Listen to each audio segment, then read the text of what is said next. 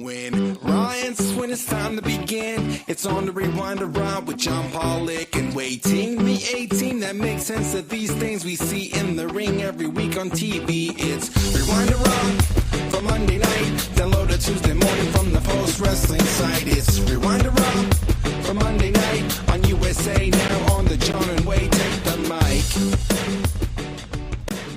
Hello, everybody. It's John Pollock and waiting. And I'm a little out of sorts because, you know, we were having a little bit of a disagreement just before we started. And then out of nowhere, Wade just tells me, you know what, John?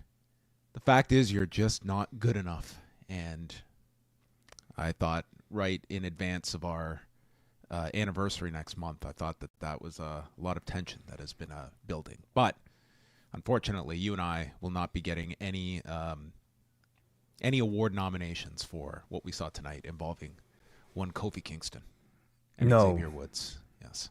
No, I hope you and I never have a scene like that. That would be. I would definitely tell the camera to cool it. Leave us alone. We're going to talk in private. I mean, is that moment the epitome of the invisible camera? Is just it's a staple of pro wrestling that nobody is going to bat an eye over. Well, I mean, didn't you see the CM Punk behind the scenes video today? I mean, clearly these people have cameras in front of their faces all the time in real life anyway, whether or not in story. So they're used to it, I'm sure. Yes, you sign away every right to privacy once you enter this company, and there will always be a camera on you. Okay, this is the Truman Show across the board. We all kind of live it. Everybody's got a camera in their pocket right now. Yeah. Well, we will get into tonight and the fracturing of the New Day. Lots to get to on tonight's edition of Raw. A packed house in Glendale, Arizona, as they would remind us. A sellout. All right. Glendale on your list of destinations to one day make it to Arizona by extension? Glendale specifically, I don't really know what there is. How about the state of Arizona, just in general? Yeah. You would like to go to Arizona. I'd love to go to Phoenix. It sounds like a nice place. Yeah, why not? No shade on Glendale. You're being very specific about where you would go in the state. I don't often hear enough things about Glendale, but I wouldn't say no to a trip. Okay, well.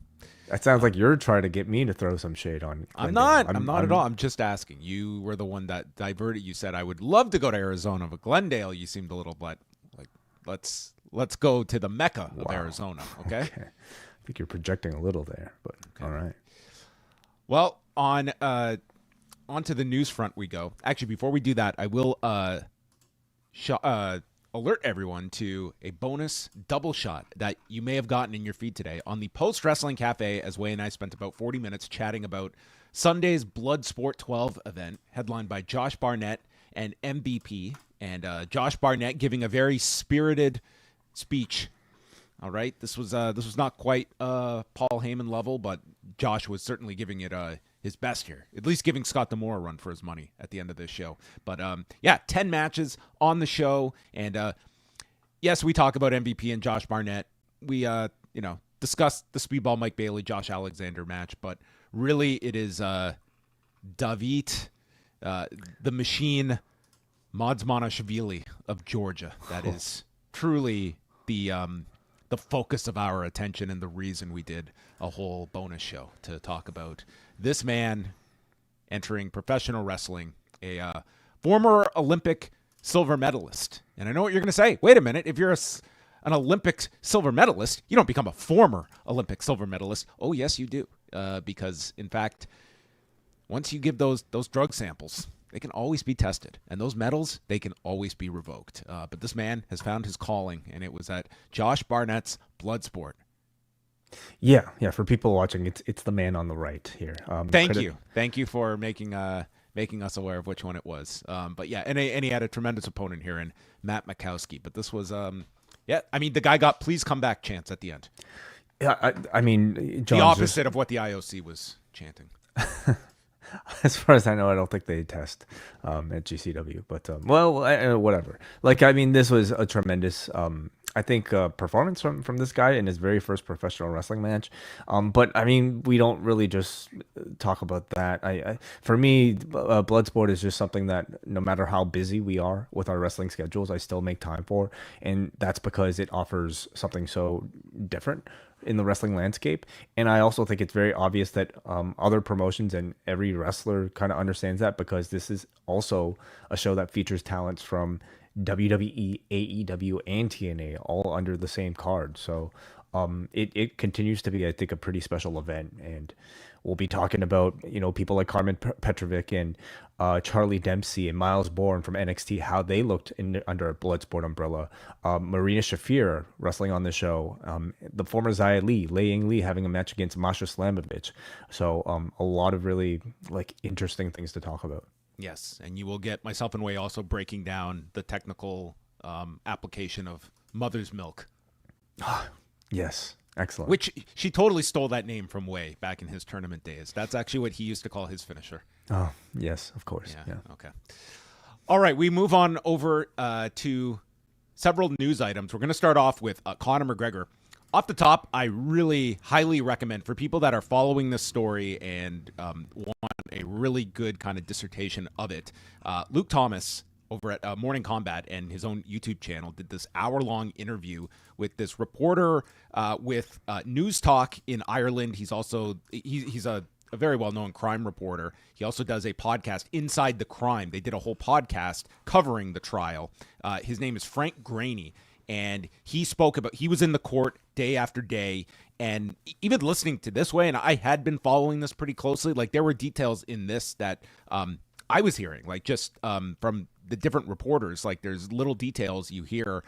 One thing that was really, I would say pretty noteworthy in this discussion was just Frank Graney describing how those in the courtroom got to see the photos of Nikita Hand and the bruising that she endured after this incident in December of 2018, and just describing the photos as just horrific, and that the paramedic stated they were the worst that they had ever seen of someone in this state, and black and blue from head to toe. And it's I had a sense of this bruising obviously was concerning, and hearing his description, I mean, it was quite something. And I think that was probably a big key to this, is a lot of the forensic evidence and those that testified in terms of those that examined Nikita Hand. I'm sure that played a very big role in the jury that did find Conor McGregor civilly liable. So for the timeline of this, they will now be back in court on Thursday, because now it's a case of figuring out the who is paying what here. And it's a bit of an interesting case, because Conor McGregor was found civilly liable. And typically, in these cases, when you lose, you have to cover the expenses. But his friend, the co-defendant James Lawrence, they did not find him civilly liable, and therefore it's unknown if Nikita Hand may be on the hook for any of his legal fees and such. And that's a part that is also stressed here, is the fact that, you have a lot of people that in these cases quite unfairly will look at the victim, and the first thought is they are going after money. And the fact is, this was an enormous risk for her to go the civil route, because in the event of a loss and not being able to prove this, she would have been on the hook for all of these legal fees. And you can imagine the legal fees that would be attached to Conor McGregor. He has one of the largest attorneys, barristers over there in Ireland, who has represented some really, really high profile cases as well about this. But I would encourage people to go listen to this interview. Jack Wannon has also written a story about the interview on the website. So if you want to go to postwrestling.com, that is there for people to check out. It's a really engaging and gives you a lot of the facts and details of somebody that was right there firsthand in the courthouse. And also, speaking about the reaction to Conor McGregor, who, it has sounded as though, not just with this case, but over a lot of time, that Conor McGregor's reputation in Ireland has gone down dramatically. Like this guy, like certainly he is going to have his contingent of support, but it seems like he has just like I have seen so much written over the weekend of just a lot of opinion pieces and such that have just like really taken Conor McGregor to task here. And the first, I would say, significant shoe to drop in terms of damage to Conor McGregor's image and business is IO Interactive, who are they are the distributor of the Hitman video game that Conor McGregor has a role in their latest release. And they put out a statement that in light of the recent court ruling regarding Conor McGregor, IO Interactive has made the decision to cease its collaboration with the athlete effective immediately. We take this matter very seriously and cannot ignore its implications. Consequently, we will begin removing all content featuring Mr. McGregor from our storefronts starting today, that being on Monday. And I mean, to this point, UFC has not issued any type of public statement about Conor McGregor. McGregor's also a co-owner of BKFC. They have not stated anything. I don't know how much this will permeate into his fight career, but outside of fighting, when it comes to movies that he has been attached to, brands, the Dublin, the Rape Crisis Network in Ireland is like making a campaign for retailers to stop selling all of Conor McGregor's like whiskey and products, to divest themselves of selling his products. Like like he has his reputation is in the dirt, and it might not, like, fighting is this weird insulated world from a lot of this stuff, but in the real world, like this is going to harm Conor McGregor. I would say significantly, and this this omission from a video game is perhaps just the first thing, because he's got his name and brand across a lot of forms of entertainment, not just sport. Yeah. When we first discussed this story on Friday, I was extremely cynical about much of this hurting his image, because I don't know. I think I've been in a very cynical state about how often people like this might get a pass in the public recently. And I'm happy to see, at least with this video game company, that they seem to care. And hopefully others might seem to care about something like this. I mean, I don't know much more, like how much more you really need in order to be uncomfortable, I suppose, supporting this man and all the endeavors that he's involved with. Even if the UFC, I think, has kind of gained a bit of a reputation as like almost a haven for like people who like don't really give a shit about this sort of thing. I'm glad that like there are other industries where Conor is involved with and other people are involved with that might still. Yeah, I mean, the UFC got a break because this past weekend's card was in Macau. I don't believe Dana White was over there. And then this weekend they're off. But the following weekend is their next pay-per-view in Las Vegas. And I'm thinking that's going to be the first kind of public event where a Dana White would be asked about Conor McGregor. And like, we will see. Like, Dana White has a history of, like, my thought is he's either going to just like blow it off and say, hey, we're going to Conor's off and we don't know what's going on, or I think he's just going to pledge his loyalty to Conor McGregor. Like, I would be very stunned to see any like condemnation of Conor McGregor, but you can't put words in people's mouth. But they do have like 2 weeks to prepare, because I think that this story will be, UFC will have to comment on it. And if the journalists ask, and do you think the story? I mean, you have to think the story is big enough that a journalist would ask, right? I think it would be asked. I do.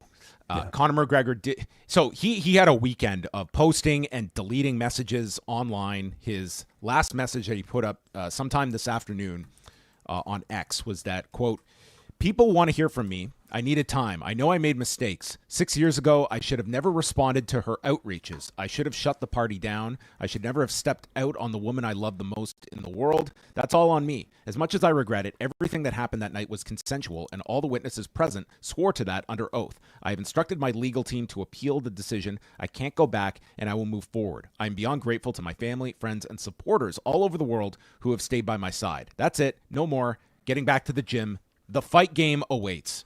And so that is his statement. And I mean, we will see what he proceeds if he in fact goes. I believe he has about 28 days to file an appeal, and we will see where that goes. But then it's, the burden is on him to present, an appeal, and that there was some issue with the way that the court adjudicated this case, and if there is some argument, but that's where it is. And he's like, I just think this is a very, very damning finding on Conor McGregor and his image, and I think that certainly it feels in Ireland like this is a mainstream story. So you're saying on Friday, you weren't seeing much mainstream coverage of this story outside of Irish press.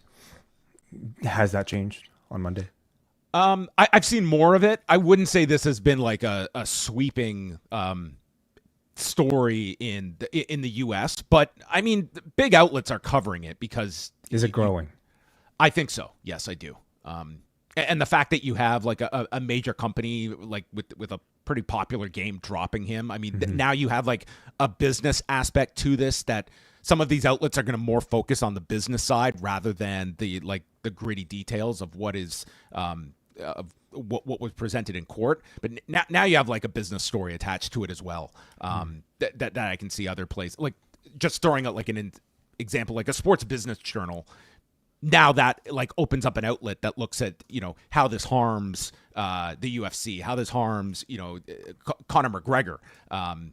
So I do imagine, and the fact that he is looking to appeal this, they will be back in court this week.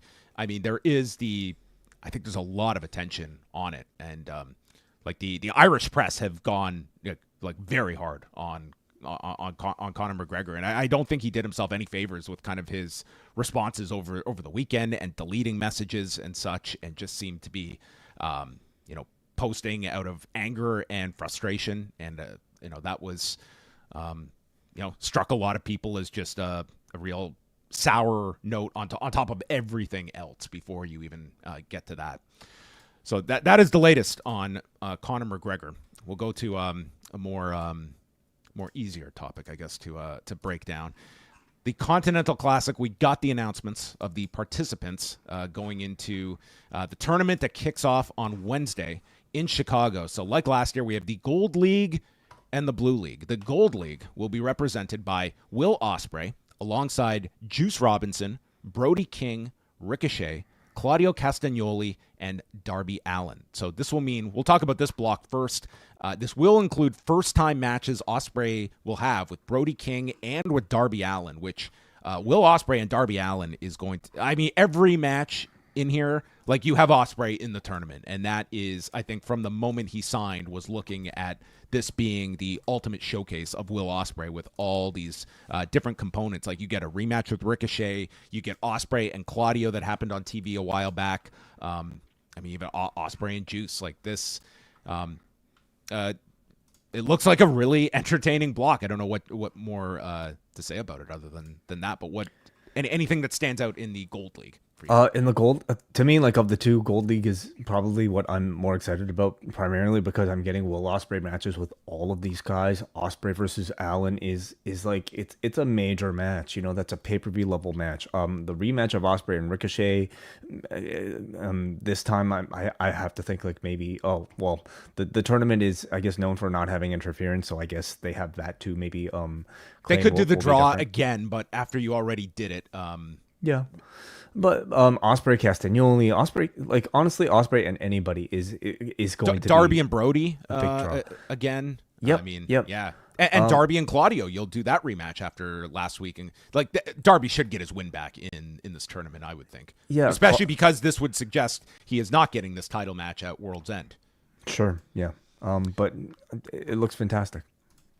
And then we go to the Blue League, which will feature Continental Champion Kazuchika Okada with Kyle Fletcher, Daniel Garcia, the Beast Mortos, Mark Briscoe, and Shelton Benjamin. I was a bit surprised that Shelton Benjamin got the spot in this, but they clearly see him as sort of your kind of big veteran presence of both blocks. I mean, yeah. So this is really we're really going to see Shelton Benjamin have the opportunity to close out and have quite the 2024 in AEW with some of the matches he's going to have here. But you also have the TNT champion in this, and I guess they will clarify if that's like another title that's up in this, or if it's just going to, like how they work that. But this one is some definitely interesting combinations, but I'm really looking at Kyle Fletcher to Daniel Garcia too. Like he had the story coming out of last year where he underperformed, and now you have him coming back this year as a champion.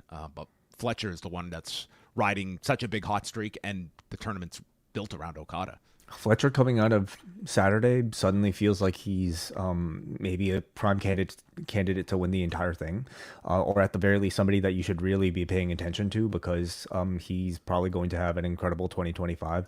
Okada against anybody is still going to be a headlining match at any point. I'm actually really excited to see like a Beast Mortos in there. It's an incredible spotlight for somebody like him, who I think everybody wants to see maybe ascend to a different level. Simply being in the tournament as part of this like elite group of 12 is I think a big push for him. Same goes for Shelton Benjamin, who at the beginning of this year I did not necessarily think we'd be talking about Shelton in any sort of like significant role in professional wrestling, and I think he's already changed many of those opinions with the first 2 matches he's had on AEW TV. Now he's going to get 5 other chances to have incredible wrestling matches, so I'm excited to see what Shelton can do.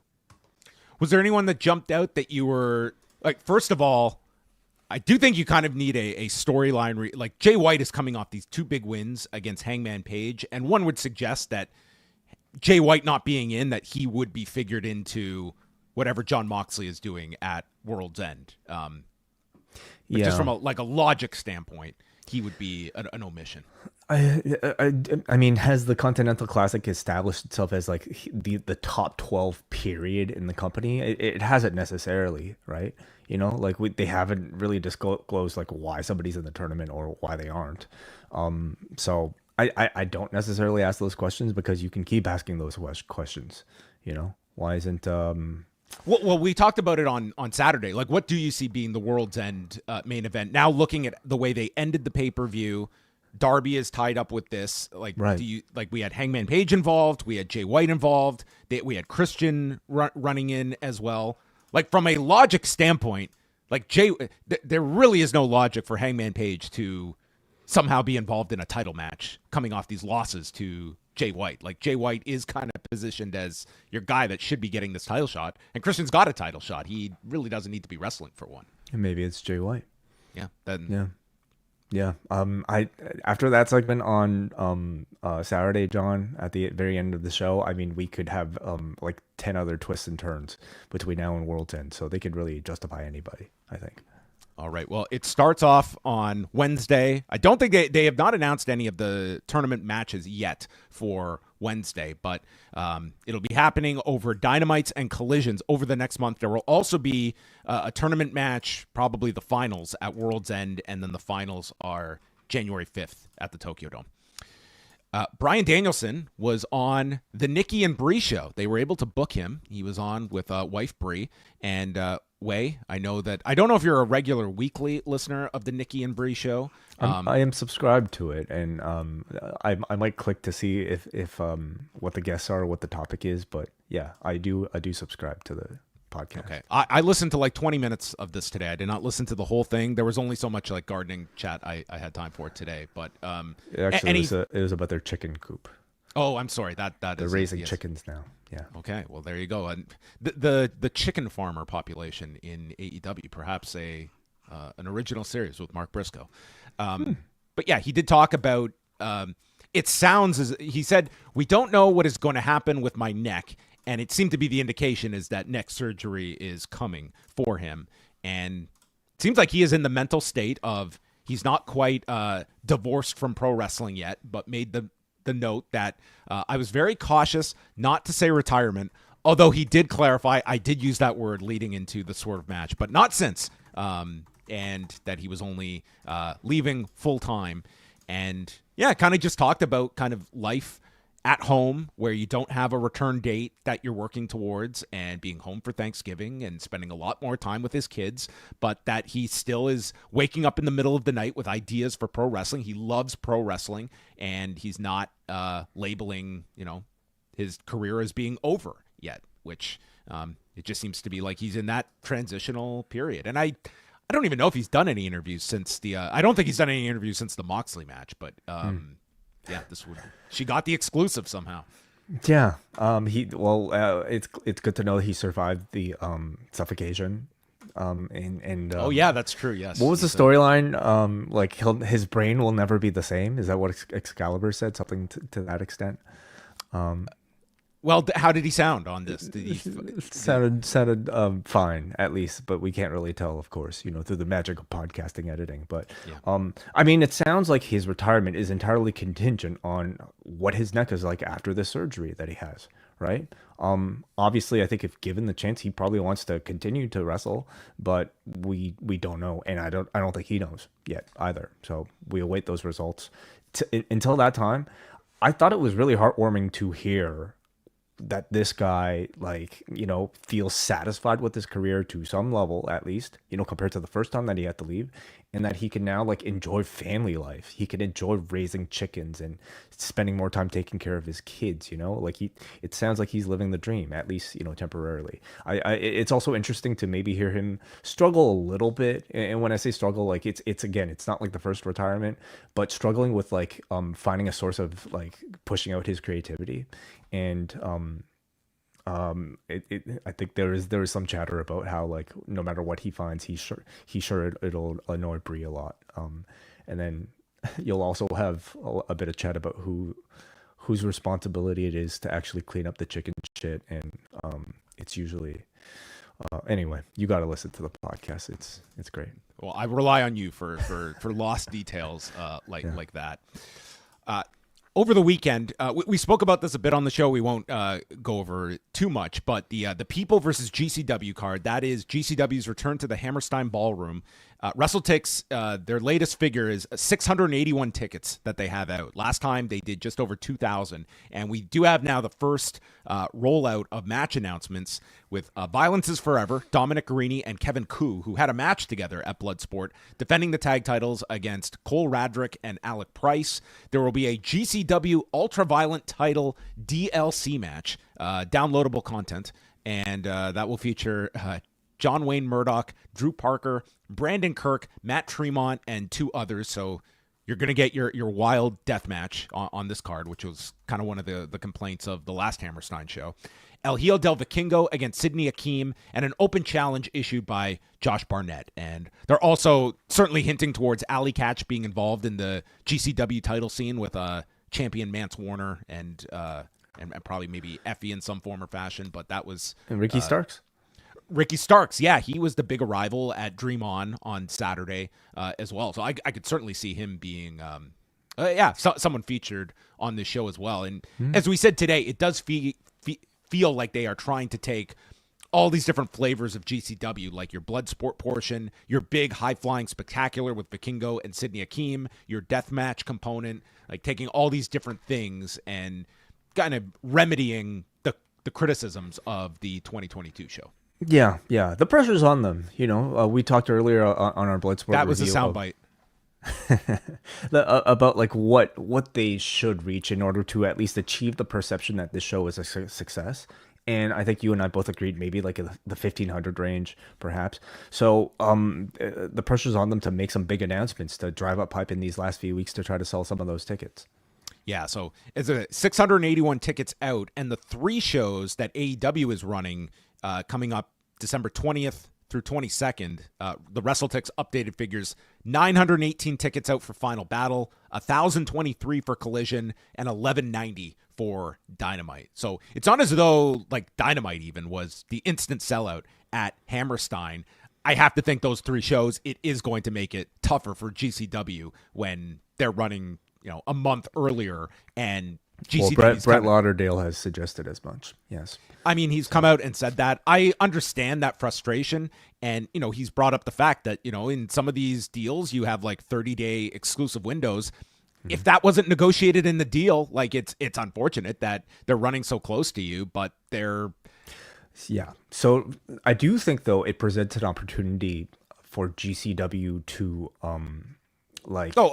they get to be the underdog. Yeah. Yes. And they're leaning into that. It's very clear through the comments Effie's made and Brett Lauderdale has made. Like it is sort of the push that, this thing is kind of stalled at like 700 tickets. And I think they're looking for, we're now the underdog that the big national company is coming a month. It does put them in, I think, the light they want to position themselves It's in. fascinating because, for the longest time, everybody was the underdog against the WWE. Now, this is a position where GCW can, point to AEW as the big bad, billionaire company that they're trying to rebel against. And does that, well, first of all, does it harm their relationship at all with an AEW, through people like a John Moxley or Maria Shafir? Ricky Starks clearly, had the blessing to work at GCW. So, how much of this is part of promotion? How much of this could actually harm the relationship? And does it harm AEW's reputation in any way? Or are enough people paying attention to even this discourse for that to be effective? I think it's kind of one of those like if you're a GCW faithful, it's kind of it's like that us against the world mentality that they I think want to project. I don't think this is one that it's going to have too much attention from the wrestling world at large, but I'm very curious as we get closer. Like that, they did a really great job of promoting that first Hammerstein show, and it was a hot ticket to get. And this is their second stab at it, and as we get closer, we will see. It's if they can pick up that momentum as they're getting closer. Friday Night SmackDown was first in prime time among all television Friday night. This was the bounce back after last week's numbers going against the Tyson-Jake Paul undercard. They did 1,578,000 viewers and a .46, beating out Fox's college football, the Golden State Warriors game on ESPN. Big increases. Increase of 28% in viewers and a 43% jump in the demo. So their largest audience since October the 11th. They were also the number one sports program Friday night in Canada with 268,000 viewers. And it was promoted around the whole Bloodline segment, but it's not like you knew you were getting Punk. You knew you were getting Heyman. This Friday, yes, it's a taped show, but the fact they're promoting the Punk Reigns segment that was obviously not taped in front of the crowd. I think they're going to do a great number for Punk and Reigns in a segment together. They had 500 billion social impressions, whatever the stat was that we'll get into tonight. Now they're in a race with these Netflix number releases. We've just got to get into the millions and millions and millions of views. They will come up with something. I'm sure. How many people subscribe to Netflix? Every pay-per-view is going to be the most watched blank, PLE. Oh, you're going to get all that. The percentage increases year over. Well, I should back that up because it's not like we're going to have pay-per-views on Netflix. But for Raw, well, call them PLEs. They'll say this is the most watched WrestleMania of all time. This is the most watched, Royal Rumble of all time, right? Well, you will have, so many of the worldwide territories with Netflix that you are going to be able to boost increases on a worldwide level. I'm sure the marketing department will be on top of the Netflix year-over-year increases. Rampage also got a bump on Friday, 249,000 viewers and a .09, up 34 and 61% respectively from the week prior. Their largest demo audience since September the 20th, 11th among cable programs in prime time. And I can only think that the weigh-in gave some kind of increase here with a big boom AJ. Had to be. Come on. I don't think it was the conglomeration against the Dark Order is what I'm stating. And how about Fightful reporting that this dude broke his foot during the day and battled through and did this match? Is this guy going to be he's going to be some award recipient from people at the end of the year? I know. It was Big Boo Boo, AJ. Big Boo Boo.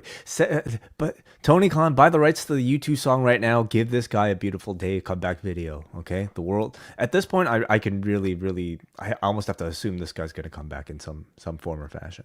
Yeah, this guy endeared himself to wrestling fans over the last 48 hours, I would state. But there you have it. All right, and the last notes for Tuesday night's NXT.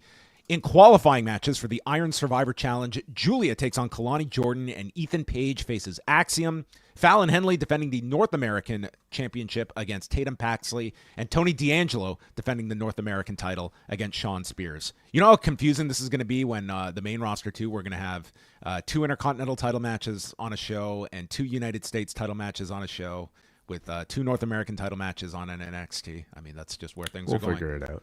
Well, That's fine. And then Dynamite in Chicago. As of tonight, all we know is Jericho and Ishii at the Wintrust Arena in Chicago and the start of the Continental Classic. So I would think they'll roll out some match announcements online in the coming day, hopefully. Yeah. What is happening Tuesday with Postmarks? Oh, we've got a guest on. Yes, our latest edition of Postmarks is coming up. Postmarks, for people who don't know, is Bruce Lord and David Meyer's profile of a lot of our listeners. They've been doing this for years at this point.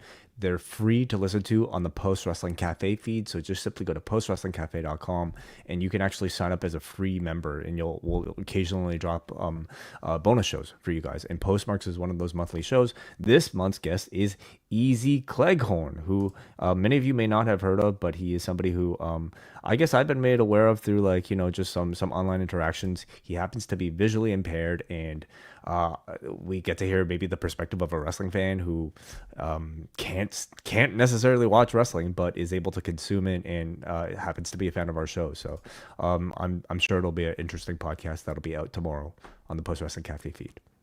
And due to Big Boom Braden and Davey Portman and their travels, up next will be delayed until Wednesday, and filling in for the two will be John Cena and B Detroit. So that's going to be dropping on Wednesday, and we've got a very packed day on Wednesday. Pollock and Thurston, and then Rewind to Dynamite on top of it. And the last thing we'll plug is Thursday with Rewind Away number 170. And for number 170, we had to go big, and that's why we're going back to November of 2009. It's TNA Turning Point, featuring the rematch, 4 years in the making, involving AJ Styles, Christopher Daniels, and Samoa Joe for the TNA Heavyweight Championship, plus Kurt Angle versus Desmond Wolfe, and a Falls Count Anywhere match between Scott Steiner and Bobby Lashley, where Scott Steiner, his pursuit is Bobby Lashley's wife. Okay. Buckle up. It's 2009 TNA. So that is going to be on the docket for Thursday. PostWrestlingCafe.com, $6. Sign up for the cafe. You get access to all of our extra shows, including our Bloodsport review today, all the shows we just listed, and then Rewind to SmackDown Friday night. Collision Course will be coming out this weekend as well. John Cena and Kate will take you through all 3 hours of AEW and lots more. You can go back, listen to some Death Warrior commentary with Brandon from New Jersey joining us. Plenty to be found on the Post Wrestling Cafe. Postwrestling.com/gift is also where you can now give gifts of Post Wrestling Cafe memberships to perhaps a loved one, somebody you think would enjoy our shows, somebody who you simply think would want to support Post Wrestling and everything we do. Postwrestling.com/gift. You can choose any tier for as many months as you'd like to give. Perfect for the holiday season. Yeah, maybe I should give this to my brother for Christmas. Would that be a good idea? Yeah, of course. He would never redeem this. He would delete us faster than you could blink. So there you have it, everybody. PostWrestlingCafe.com. A great stocking stuffer. We fit right into the stocking, me and Way. Both Christmas of us, morning, sure. wake up to a Post Wrestling Cafe subscription. What more could you possibly want? Nothing. Nothing at all. On to the show we go. From the Desert Diamond Arena, WrestleTix number 12,791. Joe Tessitore announcing 13,216. So we're talking like a difference of 400. So we were very close here. A sellout, giant crowd here in Arizona, in the wonderful Glendale. And out to start the show is Gunther, who comes out, and Jackie Redmond is in the ring to interview him and states how, Damian Priest doesn't think you're a confident champion after your loss at Crown Jewel. And before Gunther can address these claims, Priest comes down and thinks that the pressure has gotten to Gunther. He's lost his aura, his killer vibe, and the fact is you have never faced a problem like me. And what's going to happen when you lose to someone from the street? And Gunther has no response, and you think he's going to just take off and leave, but then he drills Damian Priest with a microphone, starts attacking him, and they fight their way to the floor. The desk gets cleared, but Priest lifts up Gunther and puts him through the desk with a razor's edge for a big pop, and then hoists up the belt as we go into the Survivor Series. Yeah. So I've been thinking, I don't know about you, John, but I feel like Priest has sounded a lot more human in recent weeks. Like this segment, he almost came out like speaking with, he felt like he was speaking with more of a New Yorker accent than we've seen him as his heel incarnation, where I sensed he was just a bit more uptight, a bit more like satanic. And here he was a lot more like, New Yorker. So maybe he's just done some moving, in the time since he's lost the championship. But I like this Damian Priest. He talks about Gunther and perhaps feeling the pressure of being a champion. It really does, to me at least, feel like in Damian Priest's speaking performances, it feels like he's a lot more comfortable. It feels like he's a lot more charismatic too. Less Vin Diesel. What are you talking about? Vin Diesel is the most charismatic man in the world. Okay, how do you get more charismatic than Vin Diesel? He's more Vin Diesel, if anything. All right. Well, I think you could dial it down a little on the influences, but yeah, I mean, this has been such a I don't want to say simple, but it's just been like the former champion is coming, and Gunther was his confidence shattered losing to Cody. So trying to squeeze some juice out of that loss to mean something for Crown Jewel and going into this match. Like this match really didn't need to be a big focus of Survivor Series, and the build's been fine. Like you have like a simple story, and I don't think they're overdoing it with like just coming up with all these crazy angles to lead to this. Yeah, I don't think really anybody's buying Damian Priest's chances of beating Gunther in this match. But I think they've done everything they could. They had Priest basically like stand atop of Gunther 2 weeks in a row, and that's very, very unusual for Gunther. But it's also the type of story that they're telling. So I do think Priest has gained something by having at least this spotlight to show that he's changed slightly as a babyface top guy. There was a recap of Jade Cargill's attack, and they've got a laundry list of injuries. And the report from the Wrestling Observer is that there is a legitimate injury that Jade Cargill is dealing with. And the way it was handled here, Bianca Belair is with Naomi backstage, and Belair just says it's bad what's happened to Jade and that she's going to be gone for a while. And they need to find the attacker. Io proposes having Kairi Sane join the team as the fifth woman. Naomi proposes Bayley. And then Rhea Ripley enters. She doesn't care as long as they leave her alone with Liv Morgan. And Belair explains that she's got to put this team on her back and win the advantage match tonight. And then they can figure it out. Mm-hmm. So as we conclude both sets of men's fifth man storylines, we find that we have a bonus one here with the women and who the fifth woman is going to be as part of this new babyface team. I whether or not, I wonder what they would have planned to build this matchup if not for this story being told, because I think this story being told suddenly makes this women's team much more interesting. In particular, Bianca Belair. This segment entirely put the spotlight on her. Her and Belair and Bayley have had this long-standing rivalry that has always been, I think, incredibly like one of the more interesting things about the dynamics here, and this kind of puts that into the forefront. Belair's inability to perhaps be a second to a leader in Rhea Ripley is also really interesting, and they managed to showcase that. So I thought all of this put good focus on Belair's insecurities and kind of made her a much more interesting character. Rey Mysterio and Dragon Lee against the Creeds in a tornado tag match. And we had some great stuff in this match, in particular with the Creeds. There's a spot where Brutus gets put in the Tree of Woe, and Dragon Lee is about to go for the double stomp when Julius leaps to the top and superplexes Dragon Lee. Lee comes back with his flying Rana over the top, sending Brutus onto the apron, and then Julius cuts off a 619. We come back, and the Creeds are on the turnbuckle with Lee when Ray hits a 619 into their shins, setting up a double stomp from Lee, and then Ray with the sliding splash. Lee dives to the floor, and Ray sets up Julius on the rope, but then Brutus is behind, throws him into the corner where the referee is, and this allows Gable to get onto the apron and twists the mask of Ray so he's blind and gets rolled up by Julius in 10 minutes and 45 seconds. Good match. Really great showcase for the Creeds. Julius delivering a number of very flashy moves in this one. Some nice crowd taunting from the two of them too. So, I mean, they're really playing those douchebag characters really well, I think. Ray can always get a great reaction despite not really being booked in anything significant for a while now.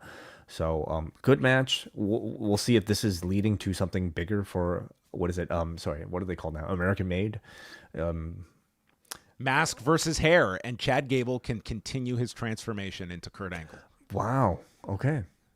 Let's just go all the way. Yeah, why not? Sure. Yeah. I will skip Chad Gable feuding with Booker T. Oh, I would love that. Shampoo. No, yeah. that was the 2005 feud, if you remember. Right, okay. CM Punk's return on SmackDown, more than 72 million social views. I'd be pissed if this all, what about Paul Heyman's return? Why doesn't he gets as much credit as CM Punk here? True. Cody's going to be on the Tonight Show with Jimmy Fallon on Thursday. Maybe Fallon will ask them about Big Boom AJ coming on a few weeks ago. No. Judgment Day is in the back. Liv is worried about this advantage match, and then R-Truth is there hiding from Butch. And Balor threatens him, so Truth explains that Thanksgiving is off. And Balor tells Liv they need the advantage, blames Dominic and Carlito for not getting it done with War Raiders last week, but at least you guys softened them up. And Finn explains that there's no leaders around here, but when you listen to me, we are one happy, successful family. Mm-hmm.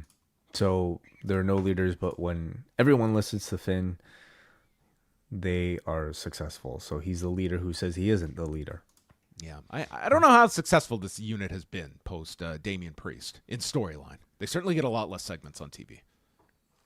Well, I mean, they're still holders of two. This is the Liv and Dom show. That's what the Judgment Day is these days. Mm-hmm. Yeah. And then it was time for the match of the year. This should have happened at Bloodsport, but we got it on Raw. Bron Breakker against Ludwig Kaiser. Braun is just a babyface. Let's just accept that. This man's awesome to watch, and fans are ready for it.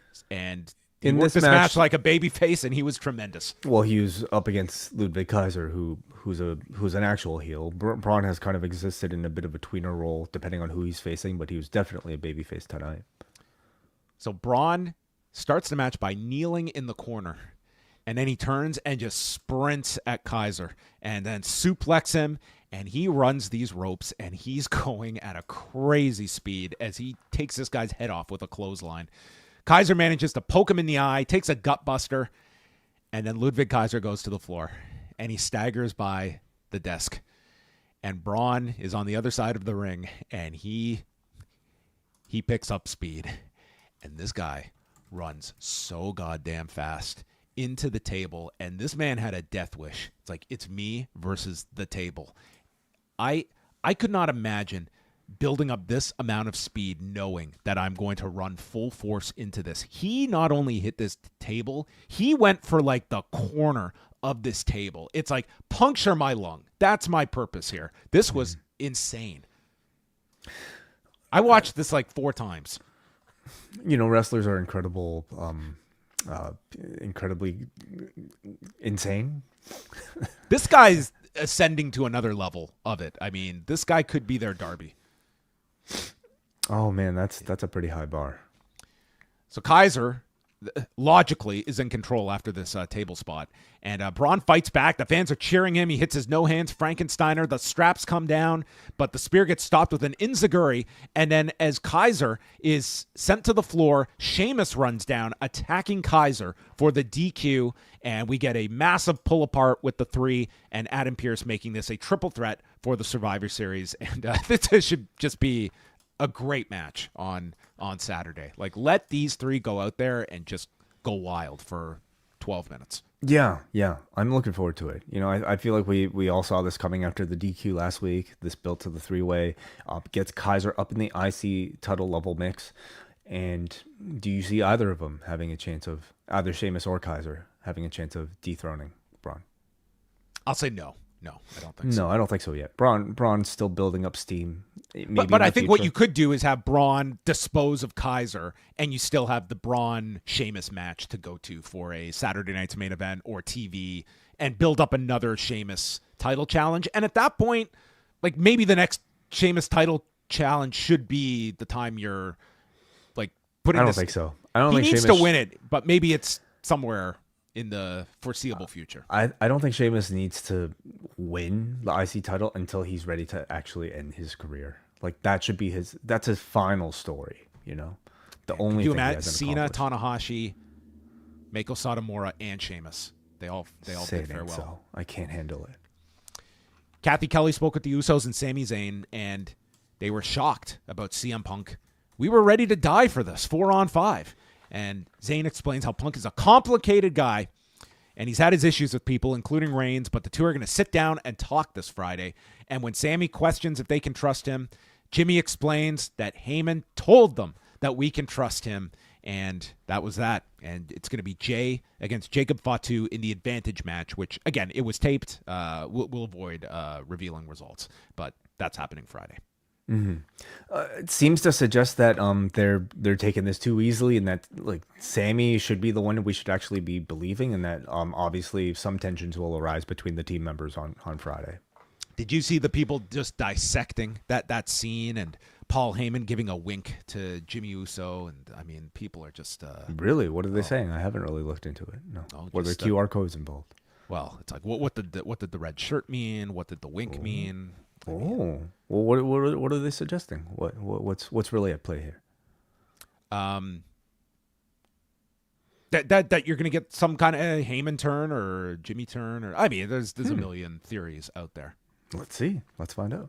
Yeah, I would state that if there's anyone with a big gripe here, it would be Heyman. That, okay, they explained the phone being destroyed, but you're telling me that after Heyman was destroyed, being put through a table, he's been gone for months, that last week was the first time Roman tried to call him and check in on him, learning that the phone was disconnected? Are we going back to that? You never called me to check up on me as the reason for the turn? I mean, how many heel turns have generated from just a lack of phone call or email?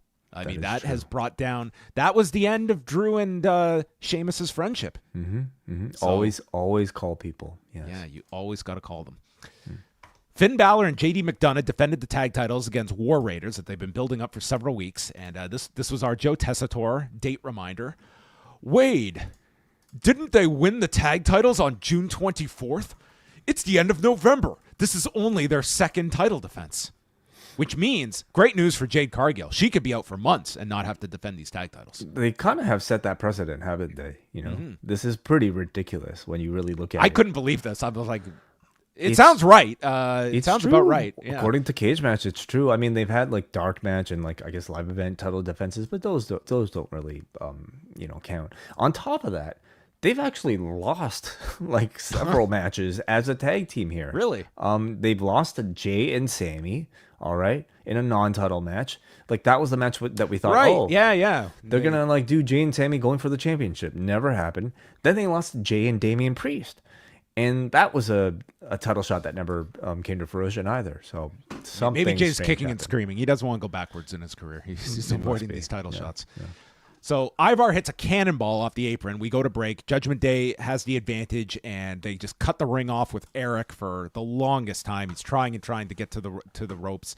And then Balor misses in the corner, and we get the tag to Ivar, who's in. They hit a fallout onto Balor, and Dom and Carlito run down, get knocked off the apron. They hit the War Machine on JD, but Dominic is back to get the foot on the rope, and Joe Tessitore is just apoplectic. Dirty Dom. Really? Eric then takes out Dominic and Carlito on the floor, and Ivar goes to the top, but Balor is behind the ref, snaps the neck on the top rope, allowing JD to pin Ivar in 9 minutes and 54 seconds. And that was that. The second title defense for JD McDonagh and Finn Balor. The third. Wait. No, third? they said this was the second. Oh, wow. That's what Tessitore said. That's amazing. I didn't check their record, so I'm going off of what he said. Whatever. I mean, that's kind of their shtick, right? You know, they're just kind of holding onto the titles and not really defending them. But the crowd were really into the War Raiders here. The best crowd reaction they probably received in maybe years at this point. I don't know. Successful. I wonder where they go from here. So, who are the other contenders really in this division? Building the creeds up. But baby faces? Like, who are your babyface contenders? Yeah, well, I mean, Lee and Ray lost. Otis and Tozawa are now on a winning streak. True. Like I'll have a lot of jokey tag teams or like tag teams that people don't take seriously. The New Day. Well, if they do the angle, like there's two ways to do next week's angle, and I think regardless, we're getting a breakup. But you could prolong it, and as we've mentioned, the Bret Owen. We spoke over Thanksgiving, and what better way than to channel our aggression against the Quebecers, and then we get the explosion. And that is what they promote next, the New Day's 10th anniversary that will be next week in, of all places, Everett, Washington. And Woods and Kingston are watching this promo, and that's all they needed. Xavier's like, you know what, man, I love you. Let's squash these issues we've been having. This was a Thanksgiving. This was Thanksgiving, segment. Unfortunately. This was a very quick meal. And Woods says it's going to be the greatest night of their careers next week as they head out for this match. Yeah, I guess notable here, because I don't necessarily think you might mention this, John, but they're wearing Dragon Ball Z Goku inspired gear. And you interrupted me as I was about to explain. Apologies. Please explain, John. This was a reference because what they are missing is Goku, who maybe will be returning for the anniversary next week. No, not at all. Okay, I have no idea. Close. Kofi's wearing the orange and blue traditional Son Goku gear, and Woods is wearing Goku black gear, which is a heel version of Goku from Dragon Ball Super. Why didn't Kofi ask him about that? He would know, right? If he's got the protagonist colors, why are you wearing this? You'd figure, yeah, you'd figure. You know, they must both be fans. Maybe he doesn't watch Super. He's just a Z fan. Yeah. Now I got to be worried about if you ever wear like gray and red. Because that would fool me. I wouldn't know. I wouldn't see it coming. If we ever coordinate in Dragon Ball colors, be on the lookout. So they mentioned that next week, this was on the release they had out today, that next week's episode will feature a 10-year photo gallery, the New Day's best matches, and an exclusive sit-down interview. That's going to be on YouTube. I think these might be. Oh, sorry. What's a photo gallery like going to do for Raw? Sorry, the photo. This is stuff that's going to be online as well. Okay, so that won't be on. Like, I don't think they're giving us a segment of a slideshow. Yeah, that would be. We only got 2 hours here, but anyway. So regardless, you're probably getting a big angle next week. They showed the signs of the night. I only bring this up because one of them read Heyman for president, and Wade's response was, "It could be worse, right?" Yeah. They showed Vanessa Hudgens in the crowd, and that took us a very legitimate fan. Yeah, I mean, no, that's Photoshop. This was not the shirt. Sorry, somebody photoshopped it. This looks like David Hasselhoff, but she was wearing a Roman Reigns. She was definitely. I remember the shirt she was wearing. It's a good Photoshop. Yeah, she was wearing a Roman Reigns shirt. She was throwing out the one. Twirling her hair. How does that thought even enter someone's mind to go and do that so quickly, and that being where their direction went? The Hoff. Oh, it's a Jeff Garcia shirt. Oh, okay. Yeah, that's not David Hasselhoff. No, I'm sorry. Well, there you have it.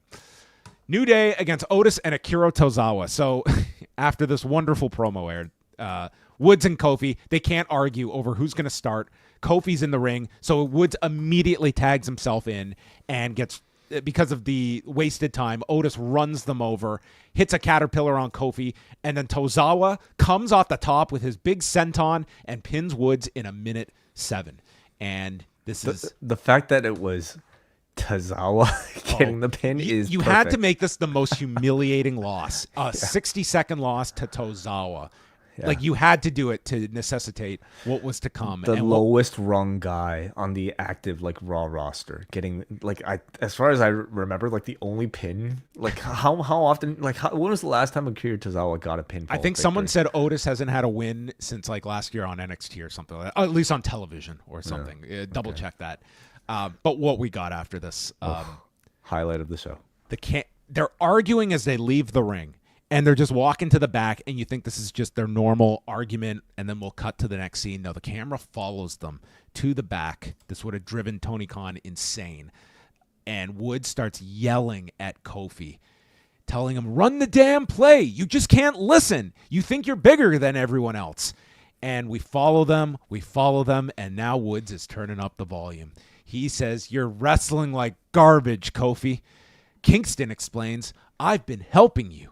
I gave you my Intercontinental title shot, and you fumbled the title shot. You fumbled the crown. There's a reason that me and E never let you call the plays. You're too reckless, and you take unnecessary risks. Wood says, I remember when you were too terrified to take any risks and could never get a world title shot until I came along and took those risks for you. I'm the reason you became champion. Oh, really? I was a Hall of Famer before I even met you. That's why you asked me to be part of this group. You still haven't won a singles title. And you know why you haven't won a singles title, Woods? Because you're not good enough. And it's not my fault. Woods explains, I was good enough to fight for you. I was good enough to fight your battles. Me and Big E helped create Kofi Mania. We handed it to you on a platter, and you pissed it away in 6 seconds, losing to Brock Lesnar. And Kofi is fuming. Like, we have never seen Kofi in this state before. Explaining, if you were anybody else, and then he ends it, I'll see you at the reunion, brother. And Woods, if this was on purpose, I thought this was like the most scathing correction. I'll see you at the anniversary. And as can't even remember your lines, right? Oh man, this was like this was just a dig right at the end, and Kofi walks off. One of the best segments these two have ever been part of. This was excellent. I thought these two were so great. And I mean, listen, I was a little critical of this feud. It's been a long road to this, but man, was this moment. This would have been so flat if this had come like 3 weeks into these arguments. You know what I mean? It just would have felt. It would not have felt authentic, because nobody buys these two as hating each other, but they built it and they put everything into this segment. I just thought this set the stage for something big next Monday for the segment. And something big. I see what you did there. Well, yes, I think for sure you need to see him there, but I think to your audience, Kofi let it slip. It's a reunion happening. He kind of did let everyone in on that. But yeah, I think regardless of what you think the outcome is going to be, you know it's going to be something significant. That this whole angle has been leading towards this anniversary. Yeah. By the end of this segment, this felt like it was a breakup moment 10 years in the making. So you knew it had to be good, and it was. They completely delivered on that. The lines that they had for each other were deep cutting, man, like deeper than I thought that they would get, in the body of this particular feud. And by the end, I would say like this was, you never want to see your friends fight, but like I also feel like this was one of those like arguments that was kind of cathartic, because the tension had been so well built and so pent up throughout months, it feels like at this point. So in this segment though, it's like they went a lot deeper than I was expecting, because they weren't just talking about the recent months and weeks of this sort of like Woods being the quarterback type of storyline. They were at least telling us that their tensions started way before that. It was like Kofi revealing that he and E never saw Woods as a leader because he was making a lot of unnecessary risky decisions. It was Woods feeling like Kofi doesn't take enough risks, and how Woods, I guess, risk-taking, which I never necessarily thought was like a character trait of his, but okay, like I'll accept it. But it's Woods feeling like Kofi not taking enough risks was the reason why he was so unsuccessful until Kofi Mania, and then it just continues to escalate. It's Kofi telling Woods that he's not good good enough. It's Woods telling Kofi that he's responsible for Kofi Mania. And to top it all off with the Brock Lesnar line, they haven't. Kofi Kingston did not sell that Brock Lesnar loss for 5 years. And they waited at least for this moment to finally acknowledge it. And you can tell, like, from Kofi's perspective, just the mention of that line was probably enough to really kind of set him off. So, not to mention the fact that, like, mentioning Lesnar at this moment is still a little bit taboo. So, it got a bit of a reaction, I'm sure, for that reason as well. The passion, though, from these two in the segment, I think was just amazing. And it showed you how strong of a performer both of them are in these sort of talking segments in the back, and it's just begging for Big E to come back to hopefully play Peacemaker. That pop is going to be huge. So the question is, can he make peace, or will he cement the breakup? Yeah, I mean, they really set this up for next week to be like this should probably be the main event segment on the show for what it feels like the show should be structured around. And I mean, just the outline of this show, that you could have all the big moments airing throughout the night, and like you're going to have your audience like in this state to do something like if you do this breakup, I think it could be so well executed next week. If they do it right. And this certainly gave you that confidence that they're that they can pull this off in a really effective way. Yeah. And do you think if they at the end of this don't break up, that the audience will, like, I think the audience will react well to them not breaking up. You know what I mean? Like, I don't necessarily think everybody wants these two to have a feud with each other.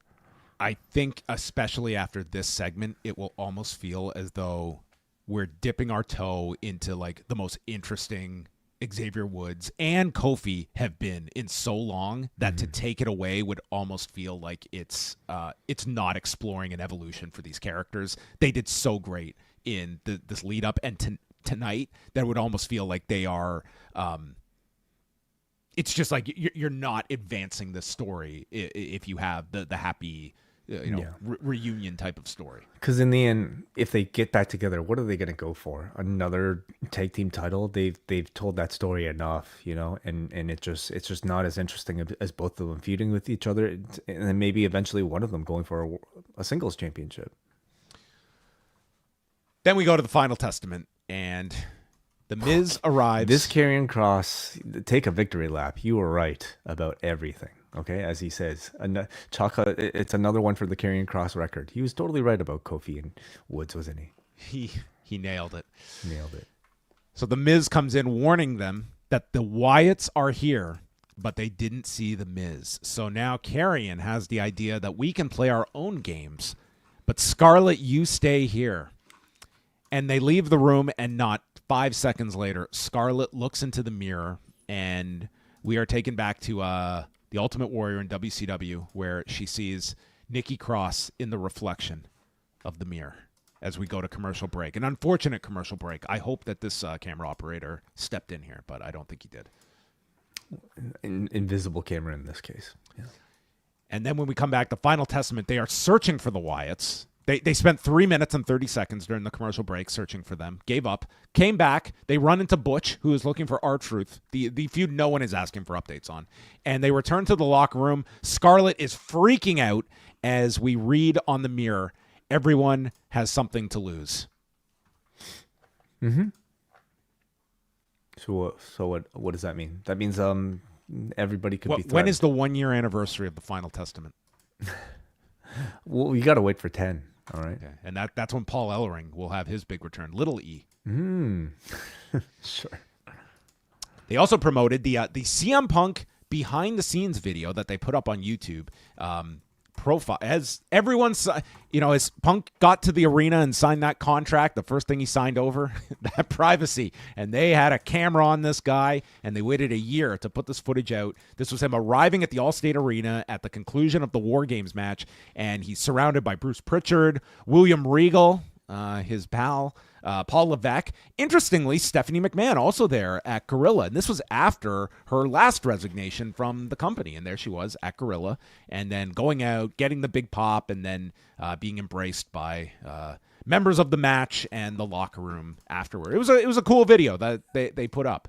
Very cool video. Very fascinating to see just to see his first interactions with a lot of these people. I mean, several of them, I think you can already tell, like, Punk already had some of those initial interactions, but there was definitely like unspoken awkward tension that you might be able to read into some of those interactions, just given the history he had stepping back into the company at this point, right? A lot of, like, just this like really interesting mixture of like excitement from certain people and tension from others that it's just incredibly captivating as a fan and follower of this guy's particular backstage story. Then this was interesting. We go to this video, and it's like earlier tonight, and it's Adam Pearce in the ring making this announcement of the introduction of the Women's Intercontinental Championship as a tournament will begin next week. Was this like before the show went on the air? Like, when was this? Before the show, yeah. Okay. I mean, I guess they just didn't have enough time for a full segment. I guess not. Well, there you go. We got the introduction of the Women's Intercontinental title. More belts, more tournaments, and hopefully this title can have more than 2 defenses in a period of 5 months. So we were wondering if this, the Women's U.S. Championship would be a cross-promotional title. But the bigger question being, do they have enough of a women's sort of mid-tier roster for there to justify a title per brand? Obviously, they felt the answer was yes, because here we are. I get the sense they're going to be feeding a lot more women from NXT onto both rosters. This might also give some credence to suggestions that not only is Raw going to go back to 3 hours, but maybe a SmackDown might be going to 3 hours as well, and therefore maybe more time for these sort of matches. But they're going to have to do some building of that mid card division for both of the shows. Then they ran down the Survivor Series card, so it is now up to 5 matches because we got the addition of both the Triple Threat Intercontinental title match and LA Knight against Shinsuke Nakamura for the United States title. So how many matches are we at now? We're at 5, so I don't imagine there will be any more than that given the WarGames matches, but we are getting the 5-match format on the show. Right. Women's WarGames team, Nia tells them she's going to go out there and squash Belair. And then we had a video from the New Bloodline with Solo Sikoa tipping his cap to Roman Reigns for what he pulled off with Punk and Heyman. They took their best shot. Now it's my turn. And it's a promotion for Fatu and Jey Uso on Friday. Main event, Nia Jax, Bianca Belair in the Advantage match. Wade Barrett, sit down for this theory, okay? Wade Barrett thinks that someone on Nia Jax's team injured Jade Cargill because they are the beneficiaries.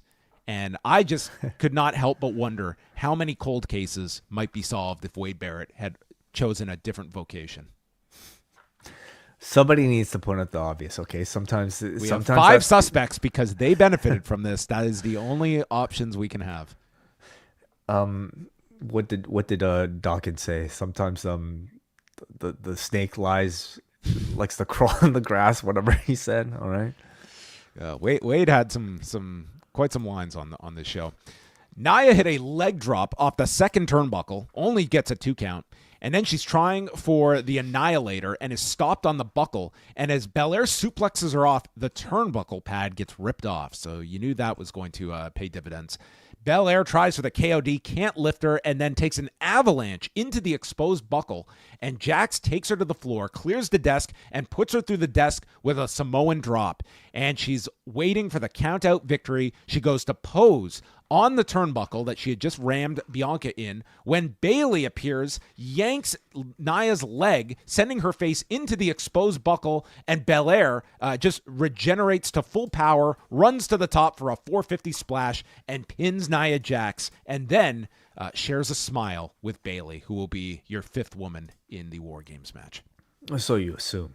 Oh, or did they officially announce it? I mean, she's coming out with the team on Friday, so I think everyone okay. can assume that is our 5th woman here. Oh, spoilers. Sorry. I mean, this to me was pretty much made it clear. Yeah, it was, yeah.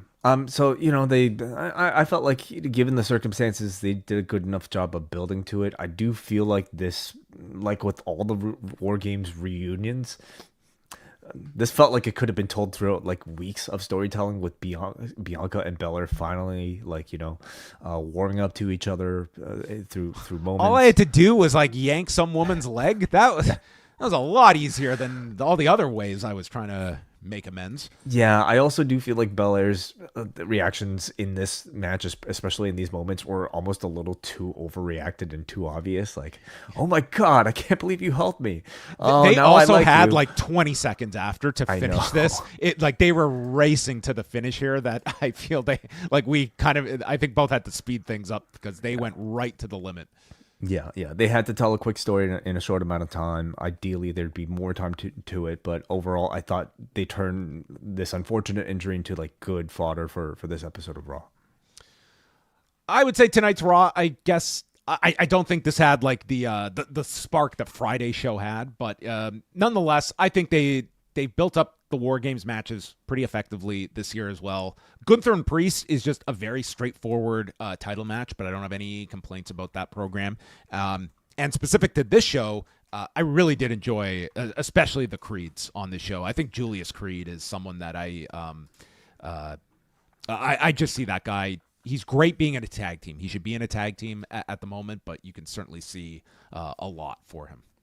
Good overall build for all the necessary parts of the Survivor Series that they had to get to. A lot on this show, actually. They couldn't even really fit in the Adam Pearce, IC title segment.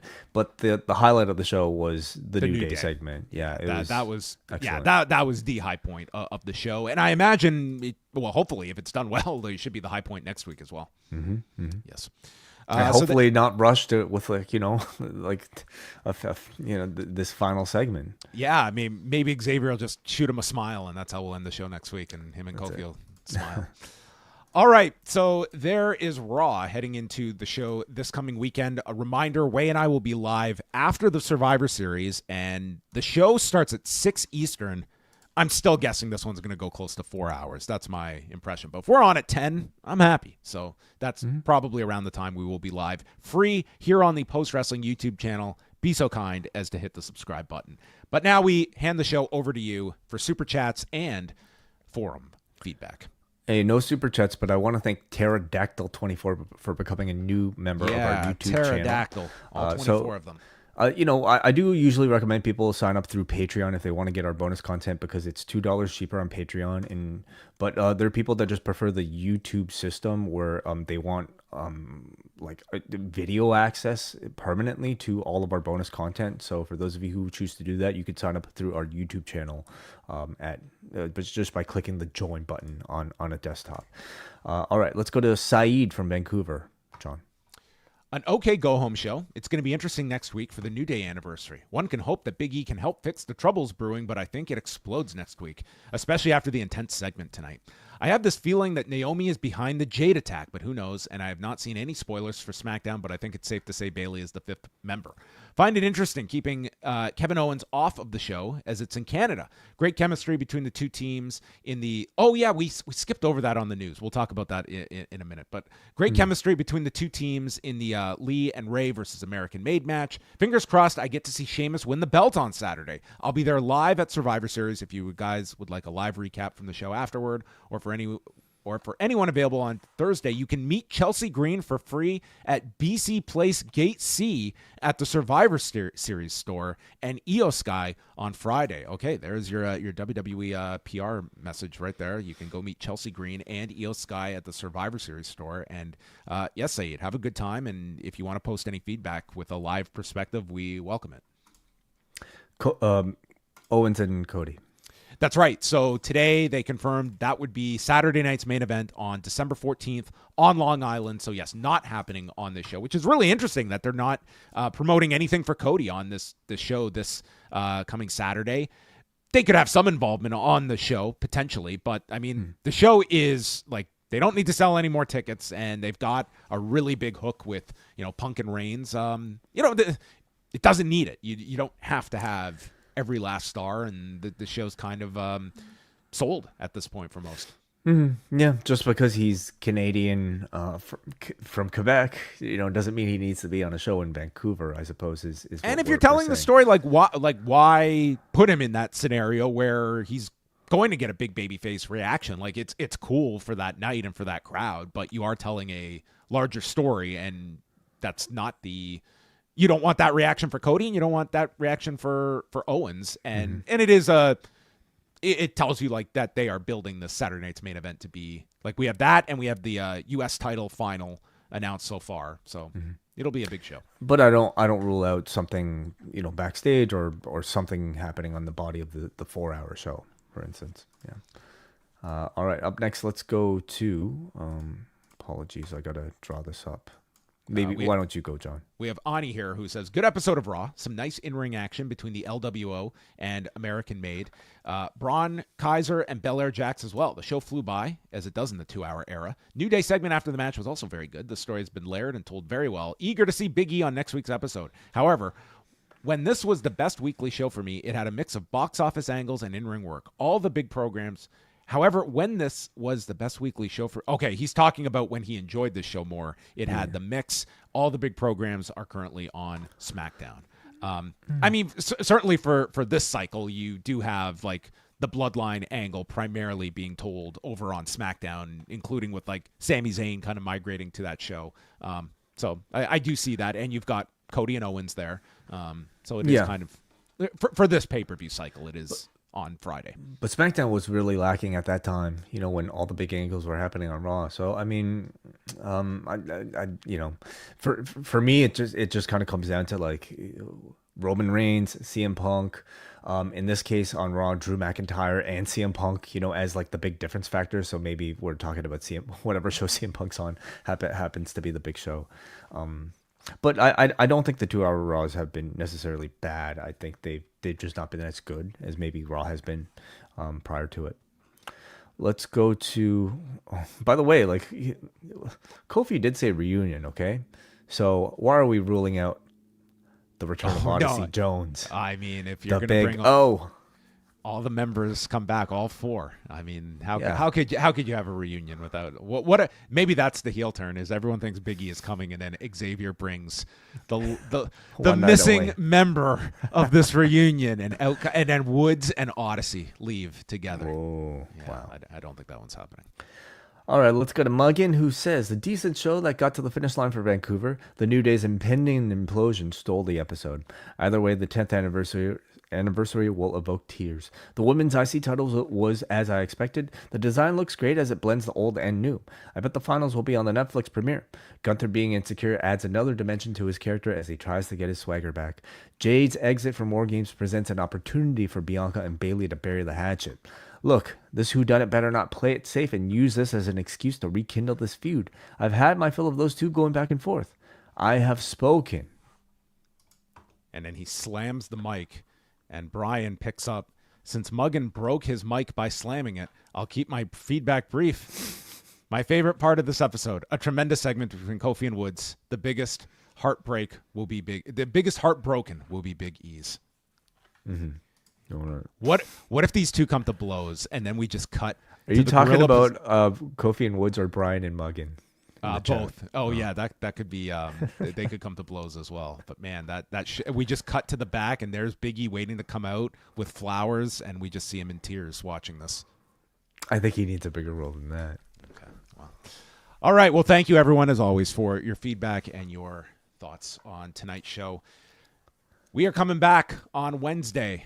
Triple header at Post Wrestling. I'll be live with Brandon Thurston, 1 p.m. Eastern time, and then we've got Rewind to Dynamite on Wednesday night and Rewind Away Thursday, chatting TNA Turning Point 2009, featuring the rematch from Unbreakable 2005 with AJ Daniels and Samoa Joe, plus Kurt Angle against Desmond Wolfe, a Falls Count Anywhere match between Scott Steiner and Bobby Lashley, featured on this card. Plenty happening in TNA as they are awaiting the arrival of Hulk Hogan and Eric Bischoff. The calm before the storm. That is it.